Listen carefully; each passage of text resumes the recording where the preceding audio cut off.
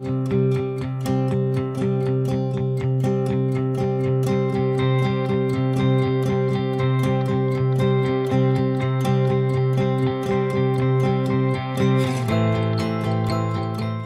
Cammino di Santiago di Compostela come pena alternativa al carcere per i minori. Accade così per la prima e unica volta in Italia che il reato penale di un minore sia stato derubricato, cioè cancellato dal giudice, con il ragazzo, ora 23enne, che si gode appieno la libertà riconquistata grazie all'associazione veneziana Lunghi Cammini, promotrice dell'iniziativa. Nel caso del ragazzo che ha camminato con noi, credo le varie misure che gli sono state proposte fossero nell'arco di 4 mesi, di cui 2 e mezzo camminando.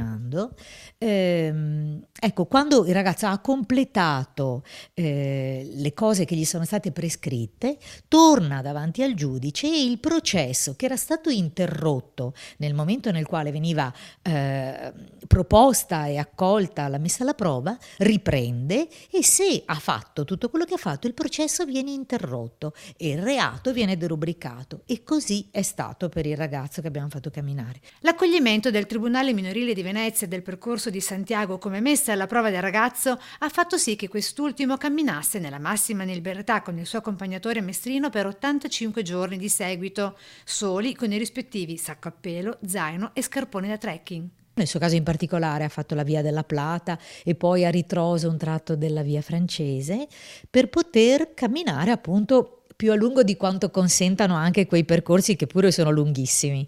Parliamo di quanti chilometri a piedi? Nel suo caso 1500, in un caso precedente il ragazzo ne aveva camminati 1800, perché l'ideale per noi è offrire la possibilità di camminare per 100 giorni. Le regole sono semplici, firmate per iscritto.